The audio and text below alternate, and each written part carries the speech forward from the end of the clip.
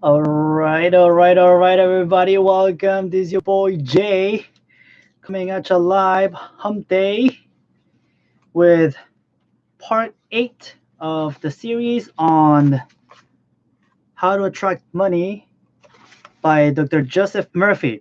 And actually, for this part, the book comes into a shift in gears as I guess is a compilation of two stories or essays by the author. And yesterday we left off with you owning the fact that God is your supply. And like I said many, many times, whatever God, spirit, infinite intelligence, universe, whatever terminology you most connect with, that's what you input here. And how once you accept that that infinite intelligence is you and you are part of it, the all your desires, abundance, riches, happiness, health, joy, anything that you're looking for, it's yours. It is your creation. So he switches gears and he titled this essay, story, or book, The Road to Riches. And this is part 8 of How to Attract Money. And he starts with this: riches are of the mind. And he gives an example. He says, suppose that there's a doctor and his diploma and his equipment and everything that he uses to practice medicine is stolen from him. And he says, the thing is, the skills, his knowledge is in his mind, not on the diploma or the equipment that got stolen from his office. So only the symbols were stolen. And he said the in this case the doctor, his riches were in his mental capacity, knowledge to help others, and his ability to contribute to humanity in general. You will always be wealthy when you have an intense desire to contribute to the good of mankind. Your urge for service, to give of your talents to the world, will always find a response in the heart of the universe. Wow. And he gives another example of a millionaire in New York. And by the way, this book is very old. It's from the like 1920s and 30s. And he talks about a man who was going through the Great Depression, and he was a millionaire. But during the Great Depression, this man from New York lost all his money, lost all his wealth. And the interesting thing is that this man, although albeit having lost everything that he had built, he wasn't walking around in defeat. He right away started to affirm to himself that he only lost the symbol of his wealth, and because he knew how to already do it, he was going to go out and do it all over again.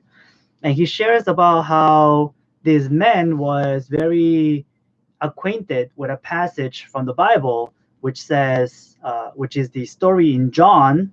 I don't know where exactly in John, but it's the story about changing water into wine, where Jesus is called to a marriage feast, and in during the marriage feast, uh, Jesus changes water that was filled up to the brim with water. Um, six water pots that were filled to the brim with water. He changes it into wine, and then he goes into a whole like interpretation of what that story actually really means. I don't know what happened here. One second. Um, okay.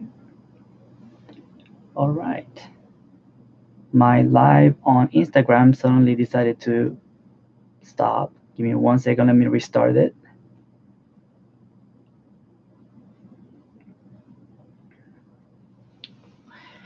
And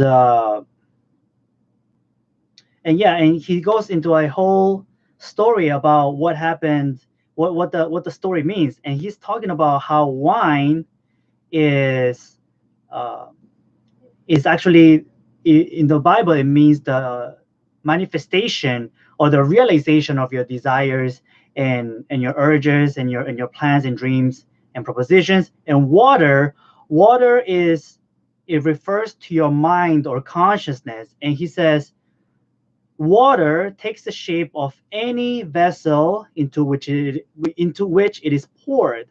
Likewise, whatever you feel and believe as true will become manifest in your world. Thus, you are always changing water into wine. So if you really think about it, what that's saying is that we're always in a state of water, and we're always feeling something. We're always feeling, a lot of us, we feel lack, limitation. A lot of us, we feel um, troubles and tribulations and things and negative things, because some way or some point we have been conditioned to think that way. Yet, uh, if you really if you really think about it, that is our own doing, because we see something or we experience something once, and we decide to always replay that negative film. And what it's saying is that you can take that water and turn it into wine, and that wine is going to be a positive wine or a negative wine. It doesn't matter, because all that water is going to turn into is whatever you are constantly thinking in your mind. So he goes back to the story of the man, of the man that was in financial troubles during the Great Depression. And what he always said was, I can change water into wine. And what he meant exactly with that was, I can exchange the poverty ideas in my mind for the realization of my present desires or needs, which are wealth and financial supply. So in his mental attitude, water, right? Once I made a fortune, honestly, I will make it again, wine.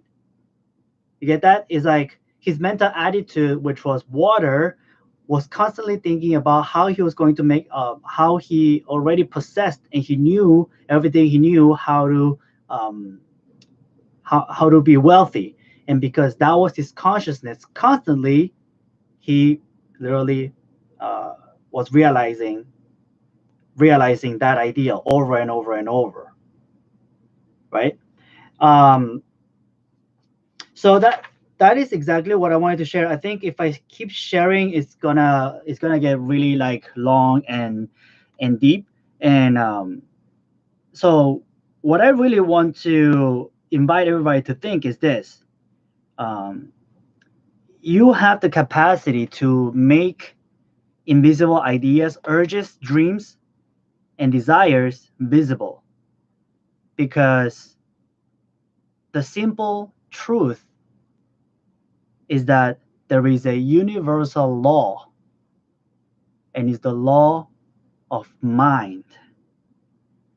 And this law is very, very well demonstrated in the law of action and reaction, which means that everything external in your world, body, circumstances, environment, and financial status, are always a perfect reflection of your inner thinking, beliefs, feelings, and convictions. You change your inner pattern of thought, and you will definitely change your world. Hola Leti, nos vemos en la próxima porque está terminando ahora. Um, so I invite you to take that into your world and apply it into your daily life. Inner thinking pattern is what manifests in your world by the law of action and reaction, cause and effect, and by the law of mind, the universal law of mind. This is real stuff. This is not just some metaphysical thinking. It actually manifests in your life all the time. So, with that, guys, thank you very much for investing precious time of your day with me. and I'll see you on the next one. Bye bye, everybody. Ooh, let's see. Finish. End stream. All right, everybody.